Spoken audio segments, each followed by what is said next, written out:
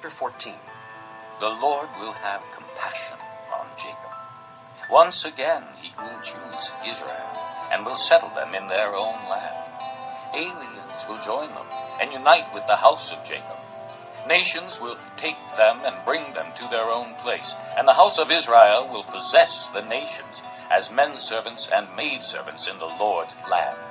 They will make captives of their captors and rule over their oppressors. On the day the Lord gives you relief from suffering and turmoil and cruel bondage, you will take up this taunt against the king of Babylon.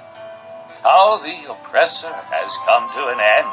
How his fury has ended.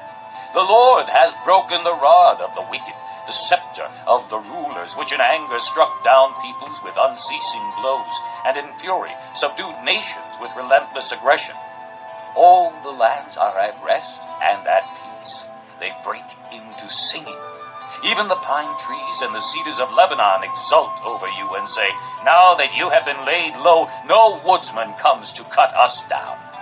The grave below is all astir to meet you at your coming. It rouses the spirits of the departed to greet you. All those who were leaders in the world, it makes them rise from their thrones. All those who were kings over the nations, they will all respond. They will say to you, "You also have become weak as we are. You have become like us." All your pomp has been brought down to the grave along with the noise of your harps. Maggots are spread out beneath you and worms covered.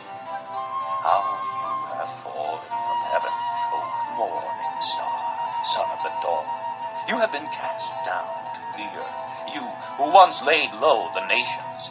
You said in your heart, "I will ascend to heaven. I will raise my throne above the stars of God. I will sit enthroned on the Mount of Assembly, on the utmost heights of the sacred mountain. I will ascend above the tops of the clouds. I will make myself like the Most High." But you are brought down to the grave, to the depths of the pit. Those who see you stare at you. They ponder your fate. Is this the man who shook the earth and made kingdoms tremble? The man who made the world a desert, who overthrew its cities and would not let his captives go home? All the kings of the nations lie in state, each in his own tomb. But you are cast out of your tomb like a rejected branch. You are covered with the slain, with those pierced by the sword, those who descend to the stones of the pit. Like a corpse trampled underfoot, you will not join them in burial, for you have destroyed your land and killed your people. The offspring of the wicked will never be mentioned again. Prepare a place to slaughter his sons for the sins of their forefathers. They are not to rise to inherit the land and cover the earth with their cities.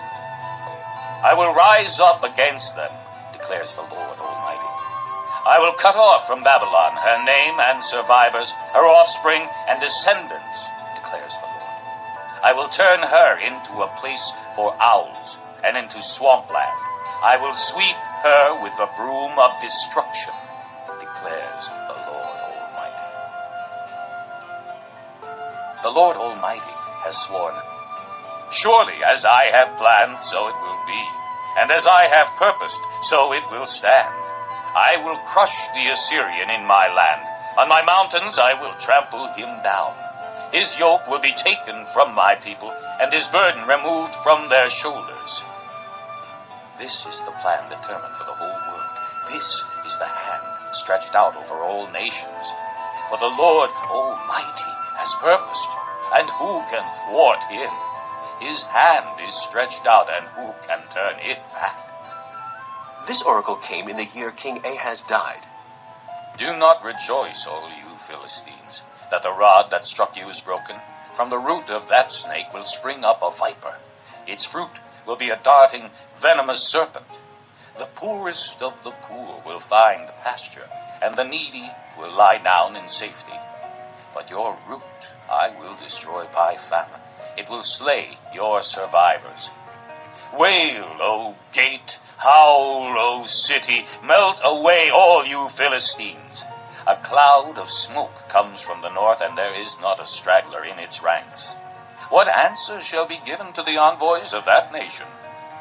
The Lord has established Zion, and in her his afflicted people will find refuge.